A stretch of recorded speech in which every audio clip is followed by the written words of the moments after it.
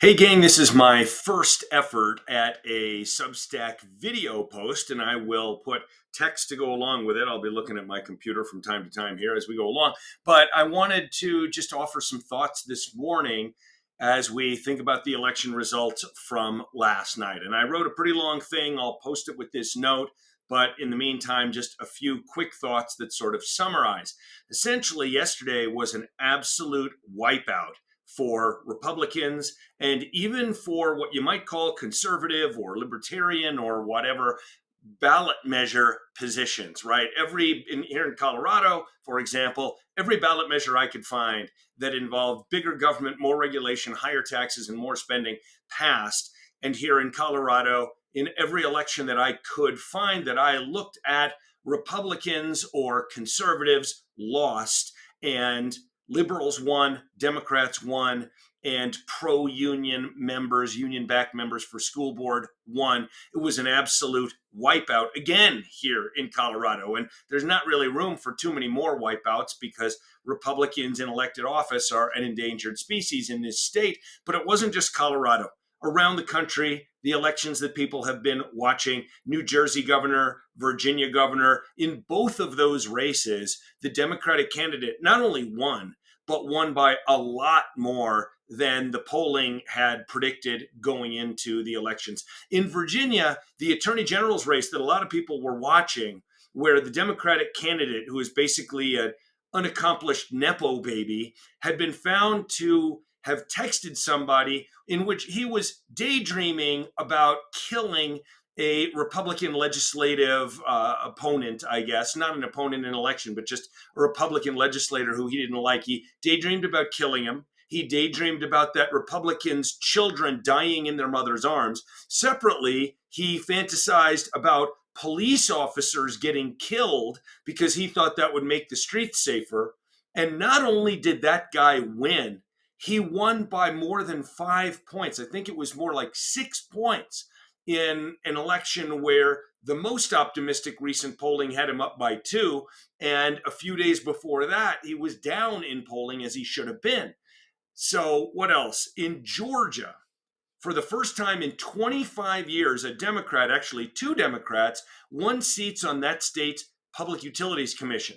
That might not sound like much, but you're talking about 25 years in a state we think of as red. In Pennsylvania, there were 3 Democratic state Supreme Court justices who were up for retention in their jobs. They all won easily, about getting about 61% of the vote versus 39 to kick them out of office. Now, I will say 39 is a much bigger number than you normally get to remove a judge from office, but still it didn't come close to removing them. In California, Proposition 50 passed with around 64% of the vote, far more than any polling had shown. And remember, that was run, the campaign was run explicitly and only as pushback against Donald Trump.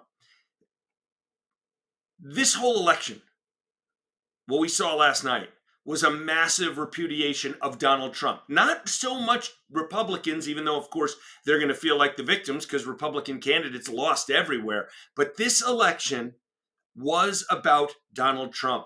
And this is very bad news for Donald Trump and for the Republicans. MAGA voters, we know, historically, don't turn out for anyone except Donald Trump.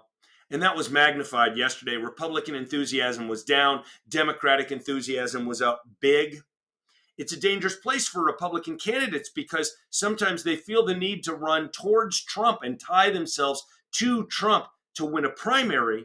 But it looks like it's going to be increasingly difficult, and it already was kind of difficult, to win elections as a Republican, to win a general election when tying yourself to Trump. Right now, Trump's favorability numbers are the worst they've been during this term, and the right track, wrong track numbers for the country at minus 19 are the worst they've been during this term for Trump. And I just want to talk for a moment about why that is going on. And I think I have some understanding of why. President Trump ran on 2 primary issues, a lot of issues, but 2 big ones: getting control of the border and reducing the cost of living. So on the one hand, he's definitely gotten control of the border. That's a huge success. But along with that issue, you have all these scenes now, and of course, the quote unquote mainstream liberal news media are really playing these things up, where you see ICE behaving very, very aggressively and looking to detain and then deport people who are working as landscapers or in restaurants or whatever. And these are not the people who Trump campaigned on deporting. And I'm not saying, illegal aliens should stay. I'm not looking to have that debate right now. But what I am saying is Trump campaigned on deporting the worst of the worst, on finding and deporting Tren de Aragua gang members and things like that. And they've done some of that, but in their effort to have some kind of daily quota as to how many people they deport. And by the way, they're not even getting close to deporting that number, around 3,000 a day. I think they're somewhere a little below 2,000, but they're going where the easy pickings are. And that is, the landscapers, the guys waiting to get work in front of Home Depot. And that's not really what the American people voted for. I realize the MAGA base says, I voted for this. But of course, the MAGA base alone, if that's all you have, well, you get what happened yesterday. So Trump has been somewhat successful with the immigration issue, but not as successful as he could have been because his government, in the perception of some people, is overdoing it. The bigger issue, I think, is cost of living. And this is where President Trump is a huge problem. He campaigned on getting down the cost of living, which is something that really a president would have a very hard time doing. It's not an easy thing to do. And I understand why you'd campaign on it, because clearly that was a pain point for a lot of Americans at the time of the 2024 election through the Biden-caused inflation and all that. And I understand running on that, but it hasn't worked. And the cost of living has not come down. Inflation is still higher than it should be. Yes, it's lower than before, but it's still a positive number, which means that inflation went from, let's say, 9% to 3%.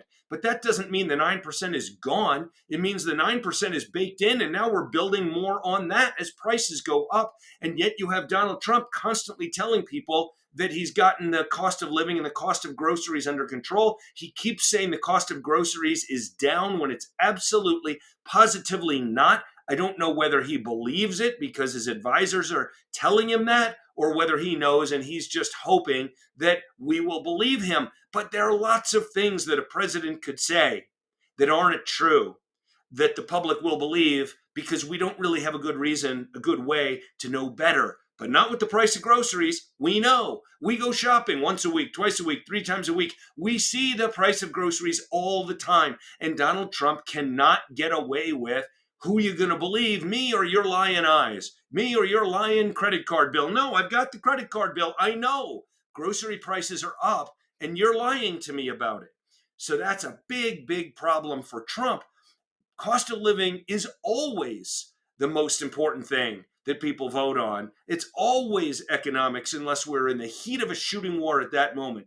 And President Trump is really, really struggling here. Plus, most people are aware, even if a lot of them won't admit it, that Donald Trump is also constantly lying to us about tariffs when he says that foreigners are paying the tariffs. He uses language all the time. He doesn't quite say that foreigners are paying it, but he says we're bringing in billions of dollars. And the implication is, of course, we're bringing in money from China or from Europe or from Canada or Mexico or whatever. But no, tariffs are paid by Americans.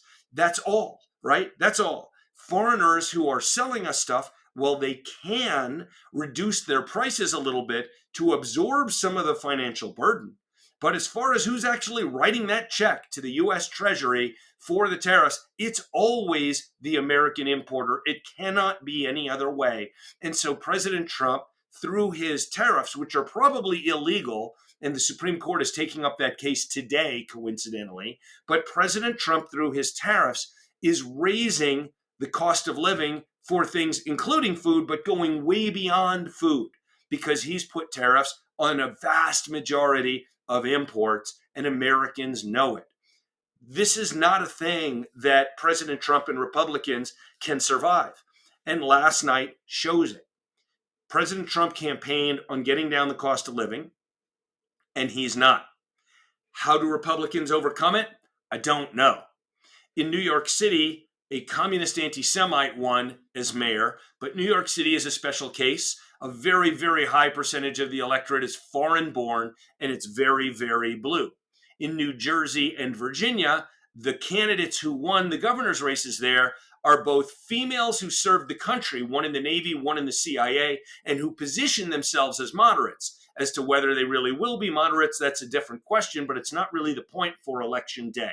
Right now, Republicans have a lot of soul searching to do. And as they do it, Democrats are looking on, celebrating, and dancing.